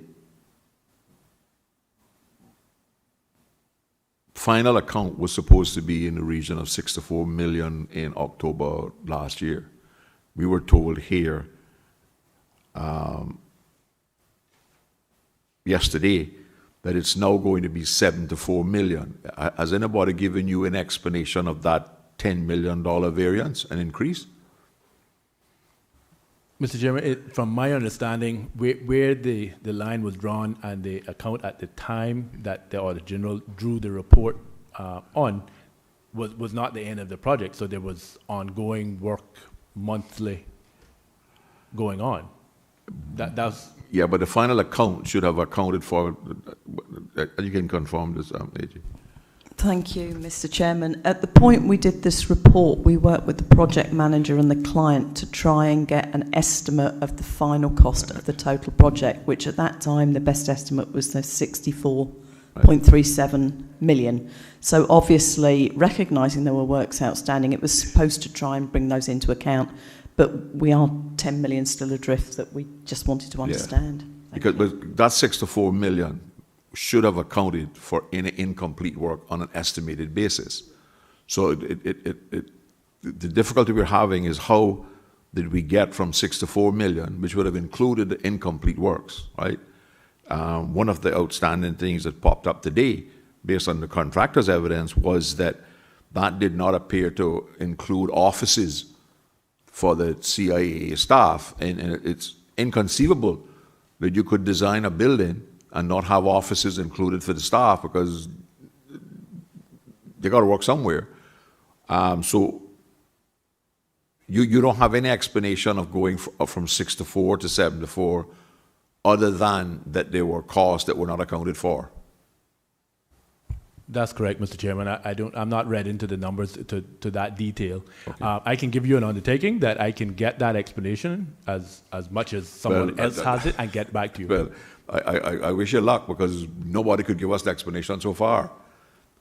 Because Mike Alpine, the contractor, confirm that their final cost is only going to be in the region of 61 million, right?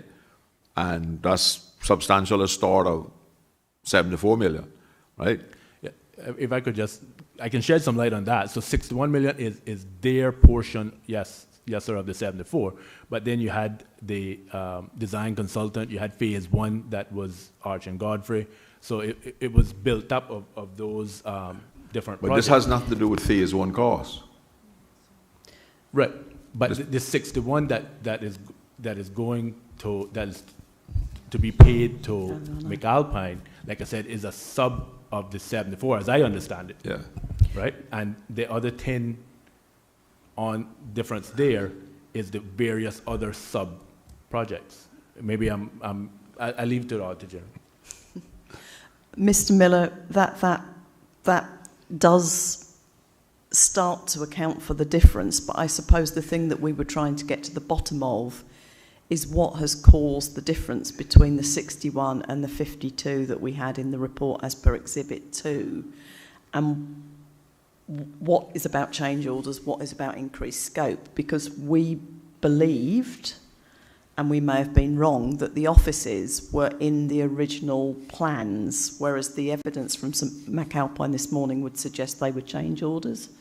So we're just trying to clarify the extra 10 million and what that, so 9 compared to 10 is pretty close, and it could be on baggage handling and, other things around the edges, but it's just trying to understand what the difference is down to, because at the point we did this estimate, we were working with the client, with the project manager, to try and establish, as Mr. Miller quite rightly said, the total final estimated cost, which, we now find is considerably awry from what the actual is.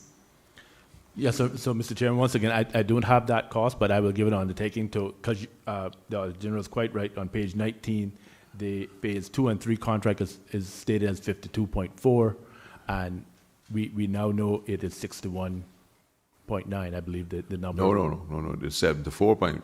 No, that's McAlpine's number. Okay, all right, yeah. Yeah. But no, McAlpine contracted price was only 42 million. Correct. They went from 42 million to 61.9, and they're saying that that's the change orders. Now, the other components would have been what you had to pay your cost consultant and what you had to pay RS&H. Now, there shouldn't be any large variation, and there, that I don't think that can make up the 13 million that seems to be added on here, from 69.1 to 74. So if you can get us some, we would appreciate it. We're getting close. So again, the increase is from the 52.4 to the 61.9, right? The 61.9, how that then gets to the 74 is the other cost, as I understand it. So the difference is 52.4 to the 61.9. Okay, all right. Now, everybody's blaming RS&H incomplete drawings. How is it possible that, having produced the scope of works for design, the steering committee accepted design drawings that were only 75% complete? Mr. Chairman, the only explanation I can offer is that we relied on RS&H. So there was no checks on whether they were performing their job. It was just accepted that they would give you 100% drawings. Mr. Chairman, they were the qualified architects, lead consultant on the project. So yes, sir, they were expected to perform. I think we've had the details of the variation orders. We know the numbers, the total number, and the subset numbers of what was attributed to RS&H. We know that the electrical took 14 attempts with BCU. So that was things like that. We would not have went through. I think I heard the managing director speak to earlier that it was initially 470 drawings, so we would not have went through them. But the electrical drawings reconsideration, BCU consideration of the electrical drawings would not be that you needed 10 outlets instead of 5. It would have been, I would suspect, that it would have been on the electrical load calculation and how we were expecting to carry the peak load and the calculations in your mean breakers and stuff like that, as opposed to things that would affect the actual construction element of putting these things in place. But I could be wrong.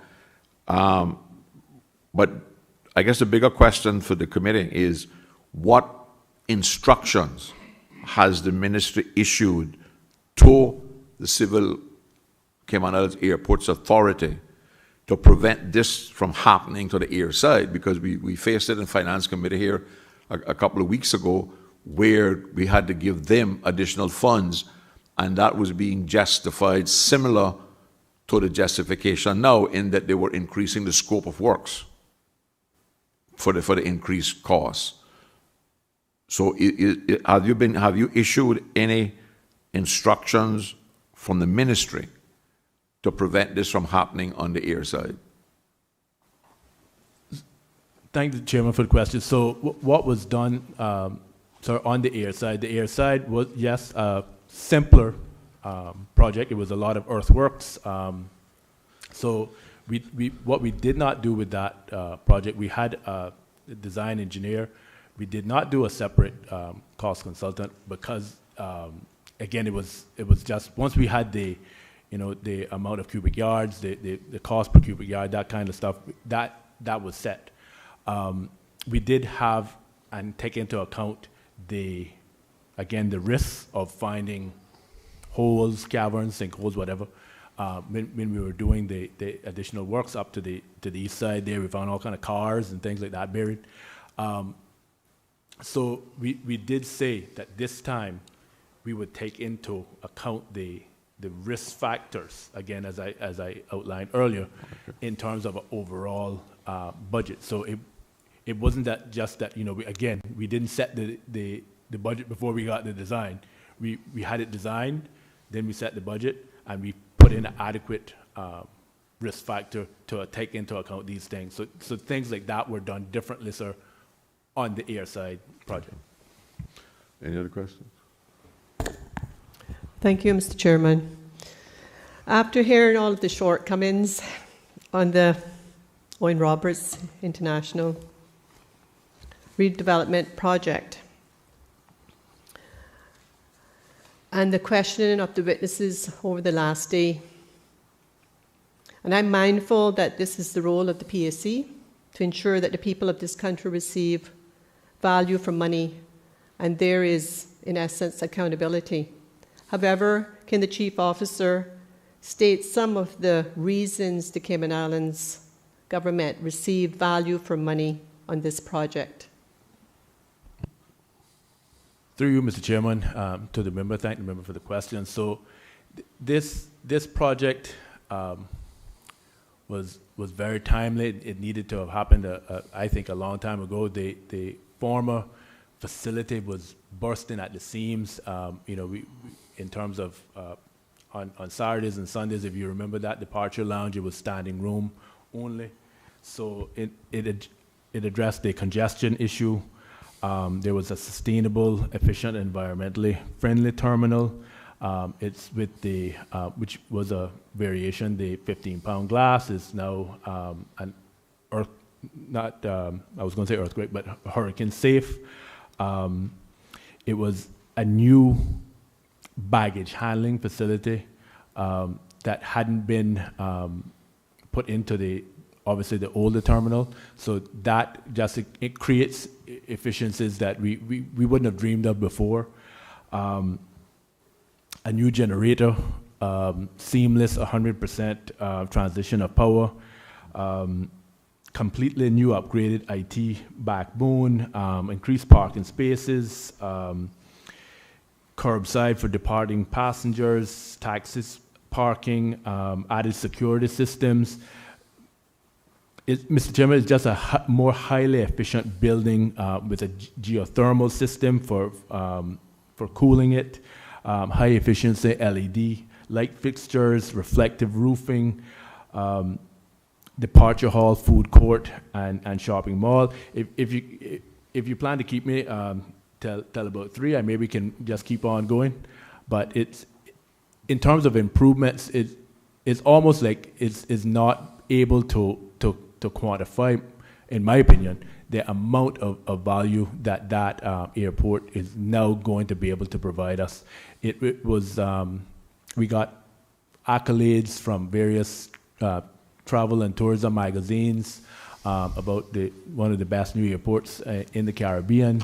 But just the safety and security that it addressed, from comfort of passengers is our first port of arrival for our stayover guests. The last thing you see, you want people in comfort. So I would say, as chief officer for the Ministry of Tourism, with responsibility again for Airport Authority, that yes, ma'am, value for money was received with this project.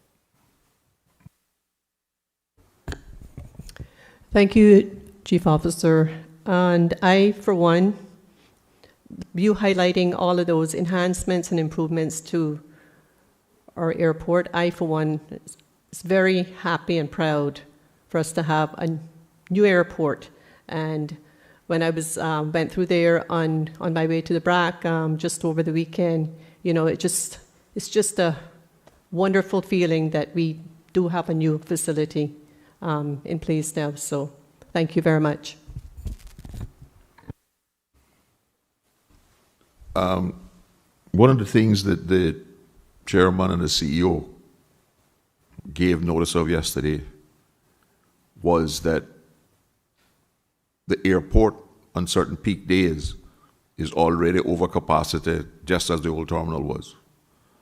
And they're looking to do what most airports do, is go to slots and tell the airlines when they can come, as opposed to them telling us when they're coming. How much of that is now built into trying to extend the life of the terminal as it is? Thank you, Mr. Chairman, for that. That is a critical part of how we're going to manage the flow of the airport, sir. So you build airports for peaks, Saturdays and Sundays. We've all been through Miami International Airport at peak times. We know that immigration line can seem forever. It's hours I've been in that line. So the slot system is going to better manage that, because the thing with the slot system is not just for the commercial airlines, but also in any air service into that airport, because a private plane might be only bringing 5 or 6 people, but they're taking up the one runway we got.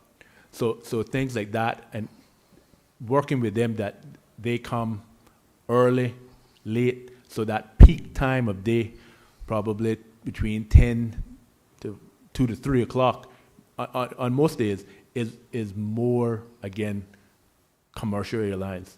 So there's quite a complexity with it. So when you get into discussions, which we've started to have with airlines, is whether you fly direct or you're hubbing. So if obviously you're hubbing in traffic, that the slot you need then is tailor-made for when your guests arrive at your hub and then come to Cayman, as opposed to, say, for instance, a direct flight. Example of that would be Cayman Airways Denver. That was largely going to be from B to B, right. A to B, in terms of that area. But, yeah. Miami, New York could be different. You could be flying in from various other destinations and coming out of Miami. So that is being worked on, sir, and absolutely is absolutely a part of the solution of managing the passenger flow through the airport going forward. Obviously, in the world we now live in, I think we're going to have to build back up that passenger flow. When airlines start to come back, that's going to be very phased, very on a tiered basis, I would think. So it's almost like we've got a bit of a reset. I mean, we were very proud, obviously, of 2019 when we broke that 500,000 stayover visitor mark. But now we need to build back up at that. But as to your point, a part of that is going to be well run slot system. But slot system is not something new. Slot systems could have been used in the past to improve the usage of the old terminal as well. Because that's not a 1920 concept. That's No. been around for, okay. No, sir, it's not, it's been around, yes, sir, but it's not been in Cayman. Oh, no, I'm just saying we could apply it to the other one, but I hope it works because as you say, it's not going to be an easy concept for you to implement. Yes, sir, because again, it's, And we got to be careful now that we don't let the desire to build back to that 500,000 overweigh the utilization of the terminal by introducing slots. Because some airlines may tell you, if that's the slot you have, it doesn't fit me, I ain't coming. Anyway, quite right, Mr. Chairman. That's why I described it. Yeah. We're working with them depending on the route, the flight. Yes, sir. any other questions? Okay, Mr. Borden, thank you very much for coming, sir. Thank you very And much, the Mr. meeting Chairman. is adjourned until 2 o'clock.